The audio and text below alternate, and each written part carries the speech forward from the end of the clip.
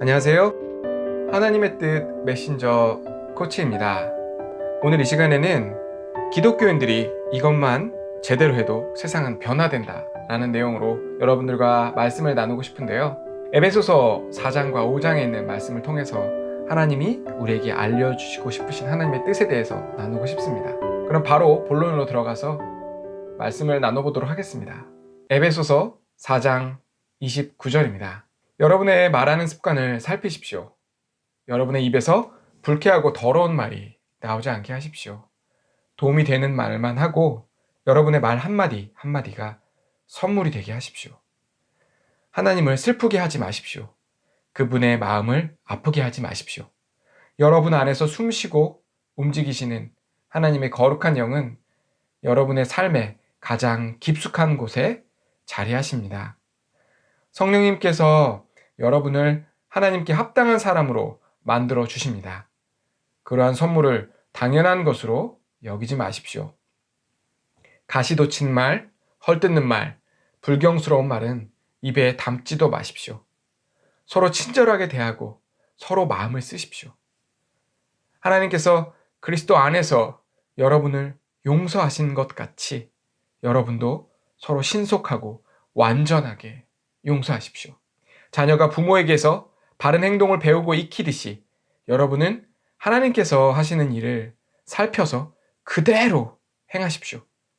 하나님께서 하시는 일 대부분은 여러분을 사랑하시는 것입니다. 그분과의 사귐을 지속하고 사랑의 삶을 익히십시오. 그리스도께서 우리를 어떻게 사랑하셨는지 잘 살펴보십시오. 그분의 사랑은 인색한 사랑이 아니라 아낌없는 사랑이었습니다. 그분은 우리에게서 무언가를 얻으려고 사랑하시는 것이 아니라 자신의 전부를 우리에게 주시기 위해서 사랑하셨습니다. 여러분도 그렇게 사랑하십시오. 오늘 읽은 말씀에서 가장 중요한 핵심 포인트 두 가지가 있습니다. 첫 번째, 말에 대한 것인데요. 말을 어떻게 해야 될지, 어떤 말을 해야 될지에 대한 것 첫 번째고요. 두 번째는 용서하고 사랑하라는 말씀을 하고 계십니다. 이것에 대해서 오늘 한번 나누는 시간을 가져보려고 하는데요. 예전에 같은 팀에서 있던 친구 중에 한 명이 굉장히 말이 거칠었어요. 말도 험하게 하고, 그리고 쓸데없는 농담을 너무 많이 하고, 그리고 남을 비하하는 말을 해서 농담을 삼고 이러는 친구가 있었습니다. 굉장히 많은 지체들이 상처를 받고 굉장히 힘들어하고 했는데, 이 친구는 저한테도 어김없이 같은 패턴으로 말을 했겠죠. 그래서 그때 제가 그 친구에게 진지하게 한번 말을 하고 싶다, 이야기를 나누고 싶다, 얘기 좀 같이 하자라고 해서 둘만 따로 만나서 얘기하는 시간을 가진 적이 있습니다.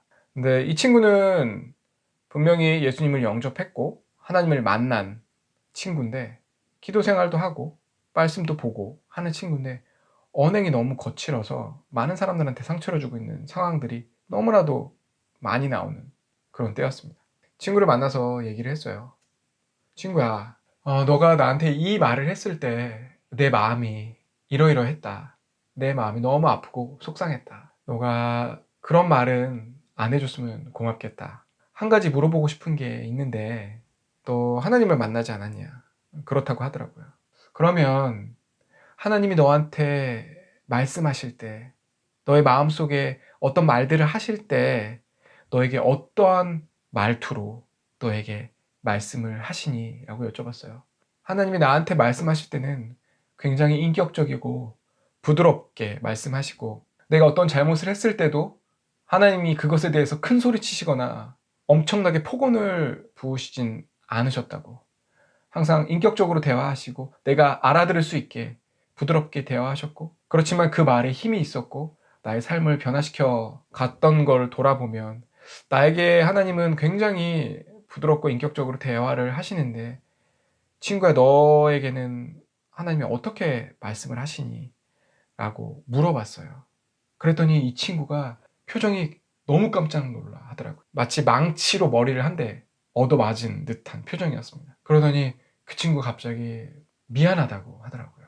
그러면서 앞으로는 다시 그런 말을 하지 않겠다고. 그 자리에서는 그럴 수 있어요. 그런데 시간이 지나고 같이 계속 지내면서 이 친구가 정말로 다른 사람들을 비하해서 웃긴다거나 험한 말을 하거나 거친 말을 한다거나 욕을 한다거나 이런 것들이 점점 사라지기 시작하는 거예요. 잠깐의 대화였지만 진실된 말로 진지하게, 그렇지만 욕하는 것이 아니라 부탁하면서 했던 그 말 가운데 하나님이 본인에게 하신 그 말이 어떠한 것인지, 그리고 본인이 하고 있는 말이 어떤 거였는지를 직시하게 된 거죠. 그거를 느끼게 되면서 이 친구의 말과 행동의 습관들이 완전히 뒤바뀌는 것을 눈으로 직접 목격하고 하나님께 정말로 감사드렸던 때가 있었습니다. 사람은 누구나 상처를 주기도 하고 받기도 하죠. 그런데 오늘 이 시간에 이 말로 인해서 얼마나 큰 상처들이 오고 가는지, 그리고 이 말뿐만이 아니라 행동으로 인해서 누군가에게 상처가 되고 또 내가 상처받는 일이 얼마나 많은지, 그리고 어떻게 해야 되는지에 대해서 나누고 싶습니다. 아까 제가 읽어드린 말씀 그 다음에 있는 부분을 계속해서 읽어드리겠습니다. 전에 읽어드렸던 말씀이 그분은 우리에게서 무언가를 얻으려고 사랑하시는 것이 아니라 자신의 전부를 우리에게 주시기 위해서 사랑하셨습니다. 여러분도 그렇게 하십시오. 여러분도 그렇게 사랑하십시오. 라는 말씀이었거든요. 그런데 그 다음에 이런 말씀이 나옵니다. 사랑을 육체의 욕망으로 변질시키지 마십시오. 난잡한 성행위, 추잡한 행실, 거만한 탐욕에 빠져드는 일이 없게 하십시오. 몇몇 사람들이 남의 뒷말하기를 즐기더라도 예수를 따르는 사람들은 그보다 나은 언어 습관을 가져야 합니다. 더러운 말이나 어리석은 말은 입에 담지 마십시오. 그런 말은 우리의 생활 방식에 어울리지 않습니다.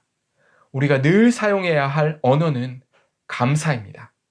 여기 굉장히 재밌는 표현이 나옵니다. 하나님의 사랑에 대해서 말씀하셨는데, 그리고 그 사랑으로 인해서 우리에게 자신의 전부를 내어주셨고 여러분도 그렇게 사랑하라고 말씀하신 다음에 바로 따라오는 말씀이 육체의 욕망, 난잡한 성행위, 추잡한 행실, 거만한 탐욕에 빠져드는 일에 대해서 말하면서 바로 뒤에 어떤 말이 나오냐면 몇몇 사람들이 남의 뒷말하는 것을 즐기는 것에 대해서, 뒷담화하는 것에 대해서, 불만, 불평, 험담하는 것에 대해서 나오고 있어요. 이건 뭐냐면 앞에 나열됐던 모든 것들과 동급의 것으로 취급된다는 말입니다. 한 가지 예를 더 말씀드려보고 싶어요. 제가 며칠 전에 들었던 목사님의 한 간증입니다.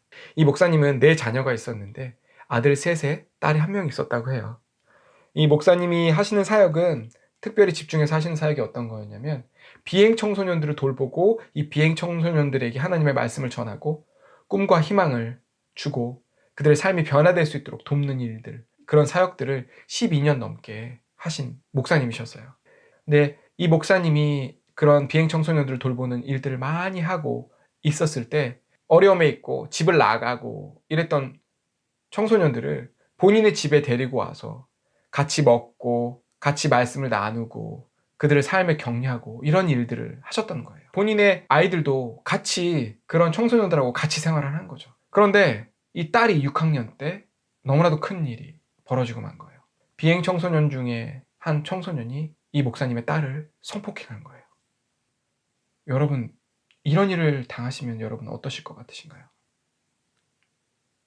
내 아내가, 내 딸이, 내 동생이 내가 도와주고 내가 잘 대해줬던 사람에게 성폭행을 당했다 생각해 보세요.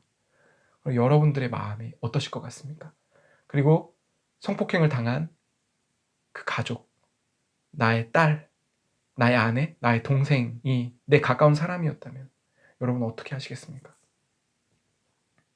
이 일이 일어나고 나서 6학년짜리 딸이 자살을 2번이나 시도했대요. 우울증에 시달리고. 가족끼리 목사님하고 사모님하고 같이 기도를 하시는데 이 일이 있은 후에 사모님이 통곡을 하시면서 하나님한테 기도를 하시더래요. 하나님, 도대체 하나님이 살아계신데 왜 우리에게 이런 일이 일어나야 됩니까? 다른 사람은 몰라도 우리 가족에게 이런 일이 일어나면 안 되는 거 아닙니까? 하나님 어떻게 그러실 수 있습니까? 라고 통곡을 하면서 기도하셨다고 해요. 그 기도를 목사님이 들으시면서 본인도 할 말이 없었대요. 하나님, 아내의 말이 맞지 않습니까? 마음으로 동의가 되더래요. 내가 비행 청소년들을 위해서 헌신하고 사역하고 그들을 돕는 일을 하는데 내가 잘 대해줬던 그 청소년을 통해서 본인의 딸에게 이런 일들이 어떻게 일어날 수 있는지 용서가 안 된다고 말씀하시더라고요. 지금은 그 6학년이었던 딸이 성장해서 20대에 성인이 되었고 많이 회복되었지만 지금도 가끔씩 그때의 일들이 생각나고 계속해서 그것들이 생각날 때가 있다고 하시더라고요. 근데 이 목사님께서 그날 하신 메시지가 용서에 대한 메시지셨어요. 성경에 용서를 몇 번까지 해야 됩니까? 라고 베드로가 예수님께 물은 장면이 있습니다. 내가 7번까지 용서하면 됩니까? 라고 말했을 때 예수님이 70번씩 7번이라도 용서해라 라고 말씀하십니다. 70번씩 7번이면 490번입니다. 여러분, 이런 아까 이 목사님과 같은 일들이 일어났을 때 여러분들 용서가 되시나요? 굉장히 힘든 일이죠. 그런데 이 목사님은 그리고 사모님도 그리고 그 딸도 다 용서를 하셨다고 하시더라고요. 계속 고통 가운데 있다가 어느 날 사모님이 여보 우리 이 일에 대해서 그 아이를 용서합시다 라고 고백을 하셨대요. 다른 방법으로는 없을 것 같다. 그때부터 계속 용서하시는 거예요. 근데 이 목사님의 말씀이 용서는 그러면 어떻게 하는 거냐 라고 말씀하시면서 용서는 생각날 때마다 용서하는 것이다 라고 말씀하시더라고요. 그 말이 제 마음 가운데 깊이 다가왔습니다. 여러분들의 상황을 제가 알 수 없습니다. 여러분들이 삶에서 받으신 상처, 그리고 혹시 여러분들이 오히려 가해자가 되어서 여러분들이 다른 사람한테 주었던 상처, 그게 말이 됐던 행실이 됐던 내가 받은 상처가 있을 수도 있고 상처를 준 가해자일 수도 있습니다. 그런데 오늘 성경 말씀에서는 이렇게 말하고 있습니다. 하나님께서 하시는 일 대부분은 여러분을 사랑하시는 것입니다. 여러분은 하나님께서 하시는 일을 살펴서 그대로 행하십시오. 그리스도께서 우리를 어떻게 사랑하셨는지 잘 살펴보십시오. 그분의 사랑은 인색한 사랑이 아니라 아낌없는 사랑이었습니다. 그분은 우리에게서 무언가를 얻으려고 사랑하신 것이 아니라 자신의 전부를 우리에게 주시기 위해 사랑하셨습니다. 여러분도 그렇게 사랑하십시오. 하나님께서 그리스도 안에서 여러분을 용서하신 것 같이 여러분도 서로 신속하고 완전하게 용서하십시오. 그러면서 사랑을 육체의 욕망으로 변질시키지 말고 난잡한 성행이나 추잡한 행실, 거만한 탐욕에 빠져드는 일이 없게 하여라. 그리고 다른 사람들을 뒷담화하는 것을 하지 말아라. 예수를 따르는 사람들은 그보다 나은 언어 습관을 가져야 하고 더러운 말이나 어리석은 말은 입에 담지도 말라고 말씀하고 계십니다. 이런 말들은 이런 행실은 우리의 생활 방식에 어울리지 않습니다. 우리가 늘 사용해야 할 언어는 감사입니다. 라는 말로 말씀이 진행되고 있습니다. 말에 대해서 말씀하고 계시다가 갑자기 사랑하라고 말씀하시고 용서하라고 말씀하시면서 난잡한 성행이나 추잡한 행실, 거만한 탐욕에 빠져드는 일, 거기에 이어서 뒷담화하고 남을 험담하는 것에 대해서 말씀하고 계세요. 같은 동일선상에 있는 것입니다. 처음에 제가 예화로 말씀드렸던 친구의 험한 말, 그리고 두 번째 예화로 말씀드렸던 딸이 성폭행 당했던 예화. 하나님이 보실 때는, 우리가 느낄 때는 그 무게가 다를 수 있지만 하나님이 보실 때는 둘 다 옳지 않은 것이고 하나님이 원하시는 것이 아니고 동일선상에 있는 그러한 우리에게는 있어서는 안 되는 습관이라고 말씀하고 계신 것입니다. 여러분이 어떠한 어려움을 겪었는지 저는 알지 못합니다. 저 또한 살아가면서 많은 어려움들을 겪고 힘든 일을 겪었고 상처받은 일이 있었지만, 그리고 남에게 상처 준 일도 있지만, 우리가 해야 할 일은, 우리가 기억해야 할 것은 예수님께서 우리 안에 하셨던 일, 예수 그리스도께서 십자가에서 하신 일, 우리를 용서해 주신 것, 신속하고 완전하게 용서하신 그 예수님의 사랑, 그리고 그 예수님께서 하신 그대로 하나님께서 나에게 대하시는 그 사랑의 방법대로 아낌없이 주시는 그 사랑을 우리가 본받고 우리가 그렇게 사랑해야 된다고 말씀하십니다. 이 땅에 있는 크리스찬들이, 이 땅의 그리스도인들, 기독교인들이 올바른 말을 하고 참된 말을 하고 도움이 되는 말을 하고 친절한 말을 하고 선물이 되는 말을 하고 용서하고 사랑하고 감사하고 축복하는 말들을 계속해서 하는 공동체가 된다고 한번 생각해 보십시오. 나의 사랑하는 가족들, 나의 가까운 사람들, 나와 함께 일하는 직장 동료들, 내가 속한 모임의 공동체에서 남을 험담하고 헐뜯고 공격하고 가시돋친 말을 하는 것이 아니라 사랑의 말을 하고 축복의 말을 하고 감사의 말들을 할 때 거기서부터 변화가 시작됩니다. 내 안에 있는 내 가까운 사람들 가운데 서로 용서하는 마음들이 있을 때 그곳에 하나님이 계시고 그곳에서 하나님의 빛이 드러나게 되어 있습니다. 예수 그리스도를 사랑하는 자는 서로 사랑하라고 성경에서 말하고 있습니다. 예수 그리스도 안에서 행해지는 그 사랑, 서로 사랑하는 것들을 보고 세상 사람들이 우리가 예수를 믿는 사람이라는 것을 알게 된다고 성경은 말하고 있습니다. 우리가 말로 행실로 용서하고 사랑하고 축복하는 것, 감사하는 것, 내가 얼마나 잘하고 있는지 한번 돌아보는 시간이 되었으면 좋겠습니다. 마지막으로 한 가지 예화를 나누고 싶은데요. 제가 중학교 때 예수님을 아직 만나지 못했을 때 중2병에 아주 심각하게 들었을 때가 있었습니다. 그때 저는 너무나도 욕을 많이 하는 질풍노도의 청소년이었습니다. 욕을 잘하는 것을 자랑스럽게 여길 정도로 욕을 많이 했었던 것 같아요. 그런데 제가 그때 예수님을 믿지 않을 당시였는데 어느 날 갑자기 그런 생각이 들더라고요. 내가 욕을 이렇게 많이 해서 좋을 게 뭐가 있을까? 나 욕하는 것을 더 이상 하고 싶지 않다. 이걸 끊어야 되겠다. 라는 생각이 들면서 제가 친구들한테 선포를 했어요. 내가 욕을 하면 내 따귀를 때려라. 그리고 내가 스스로 욕을 하면 내가 내 따귀를 때리겠다. 그렇게 다짐을 했어요. 그리고 실제로 그렇게 했어요. 제가 제 입에서 욕이 나오면 제 손으로 정말 세게 제 따귀를 때렸어요. 근데 그렇게 강하게 마음을 먹고 마음 깊이 다짐을 하고 나니까 점점 나아지더라고요. 그래서 머지않아서 제 입에서 욕이 사라지게 됐어요. 예수 믿지 않는 상황에서도 의지적으로도 이런 결단들이 이루어질 수 있습니다.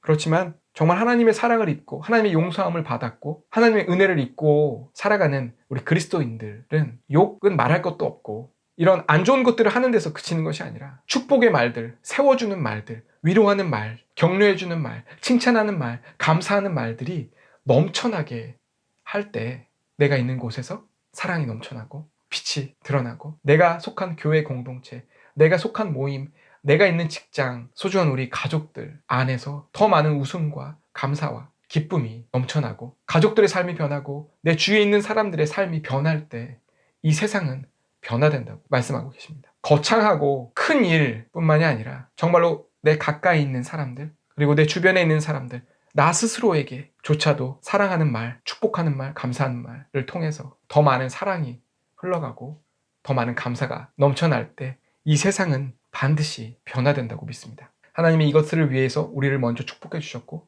우리가 원수로 행하고 있을 때 하나님은 자기의 사랑을 확증하셨다는 이 사실을 마음 깊이 받아들이고 하나님이 나에게 말씀하시고 나에게 대화하시는 그 방식대로 내 주변 사람들을 대하는 것들을 실천해 봤으면 좋겠습니다.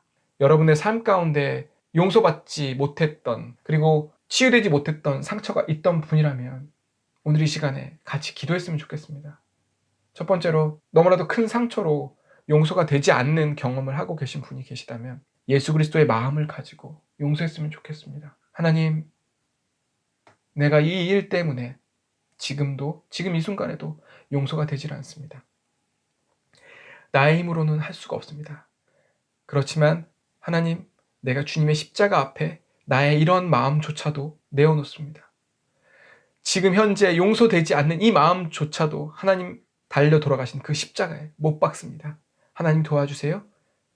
예수님 도와주세요. 예수님께서 이 모든 것들을 용서하셨고 저의 마음을 위로하셨고 치유하셨음을 믿고 받아들입니다. 제가 용서하겠습니다.